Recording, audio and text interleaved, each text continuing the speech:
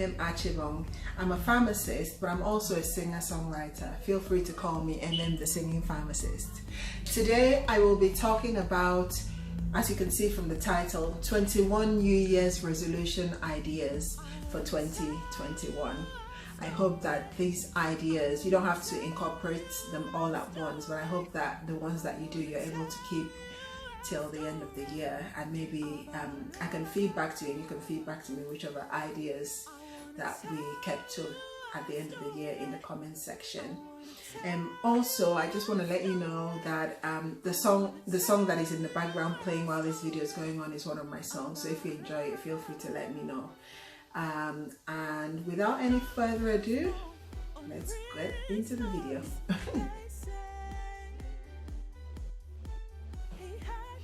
The first section of this New Year's resolution ideas is to do with healthy eating and exercise. As a healthcare professional, I think that it's very important not to just depend on medicines to have a healthy life, but rather to prevent some of the illnesses that result in you needing medicines by living a healthy lifestyle.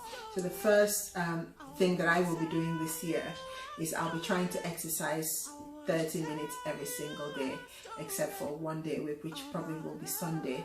And basically the government guidelines is that every adult exercises for 30 minutes every day for 5 days a week, which equates to 150 minutes of moderate exercise every week, or 75 minutes of vigorous exercise every week. So what I'll be doing will be slightly above the government guidelines, because I'll be doing 6 days of 30 minutes moderate exercise, and I hope this will help me to keep my health in check, keep my weight in check, because I really feel like with lockdown and everything, I feel like I've kind of let myself go, so I'm kind of trying now to kind of eat better and exercise more, and I hope that this tip on exercise is useful to you. The second idea that I had this year in terms of a New Year's resolution is to reduce my portion sizes. The thing is, I love my food, I am a foodie, but I found that you can actually still enjoy food without having to eat so much of it. So I literally reduce my portion sizes. I'll show just some pictures of what my portion sizes look like now. To some of you this may be normal, but before I was eating a lot, like literally I would go for seconds and sometimes even thirds. So like I feel like just reducing my portion sizes will make a real difference this year. And the third idea is to spend less time eating out. This is actually something I do well. I tend to cook most of my food, but I find that it's actually an issue in a lot of Western countries where people eat out a lot, and kind of telling yourself, okay, I can only eat out once a week or twice a week. Like with me, I tend to eat out just once a week, and I feel that that will help you know what is in the food that you're eating, so you can learn how to cook. Look at different recipes online, on YouTube, on Google, on BBC Foods, and you might be able to find different recipe ideas, and you can learn to cook for yourself rather than eating out most of the time. I have to add, there's nothing wrong with eating out. Sometimes eating out is more about social, like going out with your friends and having fun. So there's nothing wrong with eating out, but try not to make it too much of a habit where you're eating out every day or maybe multiple times a day. The fourth thing I'd like to do this year, and I hope you can join me, is only eat sugary foods once or twice every 2 weeks. So what I mean by once or twice is this, right? So I've decided, I've been doing this actually for since the year began, and basically what I'll do is I won't eat any chocolates. I love chocolates, by the way, so I won't eat anything that I really enjoy that's sweet but it's bad for me, so I won't eat it except every 2 weeks. So what I tend to do is keep it for every second Friday and just enjoy you know, some of the naughty foods, you know, have my cheat days on a Friday with my friends at work, and sometimes I'll even have another cheat day on a Sunday, depending on how much I ate on the Friday. So that's what I mean by 1 or 2 days. So I think cheat days and maybe even diets work differently for everyone. So some people do not like to have a cheat day at all because they feel like it'll literally throw them off and they'll just end up eating badly all the time after that. While some people find that, like I've seen a lot of YouTube videos with fitness influencers who like eat huge amounts on the cheat days, and it's usually because they have one cheat day in every 2 months, for example. But I felt like I needed something that would work for me specifically with my type of personality, and I found that the best thing to do is to eat badly every 2 weeks. That's difficult. I mean, with COVID it's helped a bit, but it is difficult because sometimes someone will want to eat with you out of like a social, you'll feel obligated socially to eat with someone or some people, but you have to say no because you've made that plan that you will not eat badly until 2 weeks from whenever. So I hope that this tip helps you. And then the fifth tip in terms of healthy eating and exercise is to drink at least 2 liters of water every day. The thing with me and this is just that I do not drink enough water, but I should. I try to. The only drink I tend to drink most of the time is water, to be fair, but I don't drink enough in general because I don't like the taste of water. So ways you can make water taste better is things like putting lemon in it, putting cucumbers or different fruits in it. That can help it kind of spice it up, make it more exciting. Or you can drink sparkling water. But the thing with me is I need to drink more water. So this year, definitely 2 liters of water. What I might even do, which actually I do this already, is keep 2 bottles of water by my bedside. So at least the first thing I get up, drink some water, and the last thing before I go to bed, drink some water. And I hope that you can incorporate this into your lifestyle as well. And the 6th is to reduce my waist circumference. So I have to talk about the fact that everyone is built differently. With the way that I am, I feel that I am quite slim. When you look at me, I look slim, but I tend to gain my weight in my middle section. So I feel like if I lose weight in general, I would probably lose the weight in my middle section mostly. But I may be wrong about that because there are different body types. There's the apple, the pear, the rectangle, upside down triangle. There's different body shapes in women, and you don't have to strive to be like someone else. Just be healthy, be the healthiest version of you. So for me, reducing my waist circumference has also got to do with health, because it's been found that 31.5 inches around the waist is healthy for women, adult women. And I think it's a bit more for men, maybe it's like 35 or so, but I'm not sure, please don't quote me on that. But I think that, reducing my waist circumference will help in terms of preventing cardiovascular events in my future. And I hope that you can also try and, but don't be too harsh on yourself. You can try to do the same, but I mean, if you've had children, for example, sometimes that can affect your waist, and sometimes it might feel like it's something you can't shift, but you can target it over a long period of time. I think weight loss should be more of a lifestyle change rather than trying to see quick results, because when it's a lifestyle change, you can actually maintain it in the long term. And then the last thing in this section, this is number 7, the last thing to do in terms of healthy eating and exercise this year is to have a spa day or a pamper day every 2 weeks. I know this does not technically have to do with exercise and healthy living, but I found that stress can actually make you gain weight or just make you unhealthy in general. Anxiety can make you unhealthy. So what I've decided is every 2 weeks I'll go for a spa day or just have a relaxing pamper session at home, and that should help reduce stress, and that will help me in terms of my weight loss or healthy living goals. I hope that you enjoyed this video.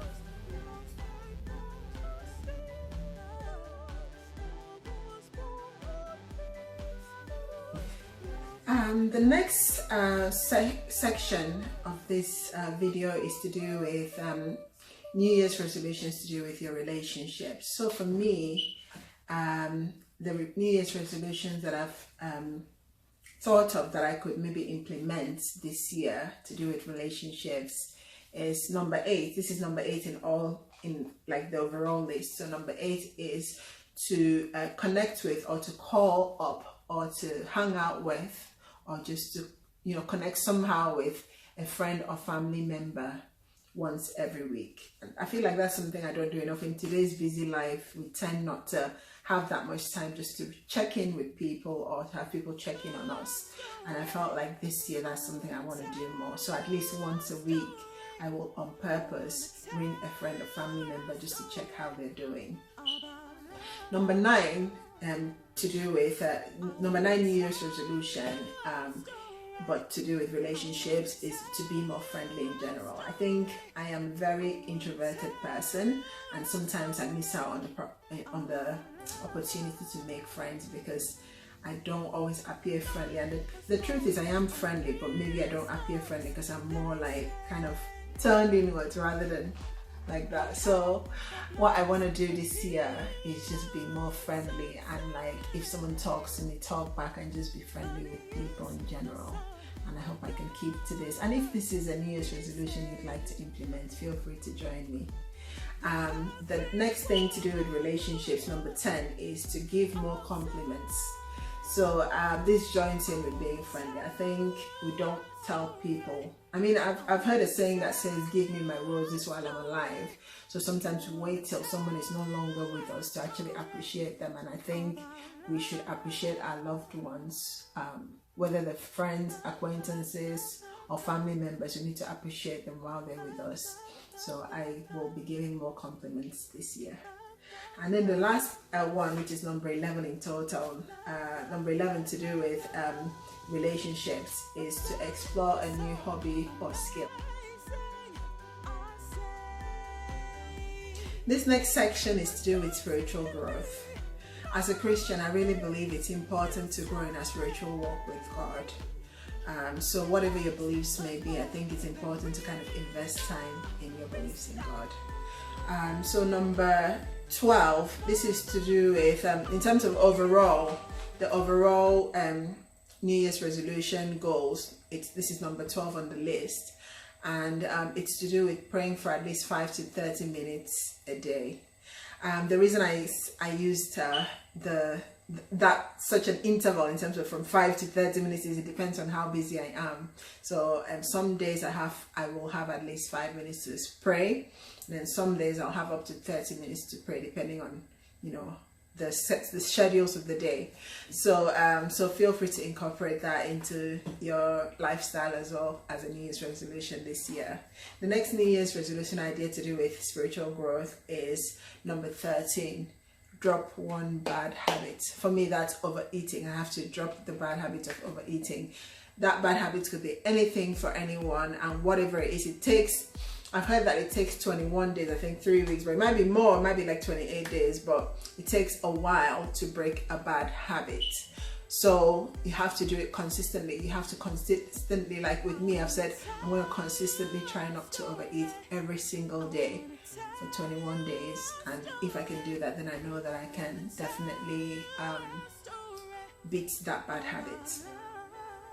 And then number 14 on the list, which is, and this is to do with spiritual growth, is to read the Bible at least 3 days a week.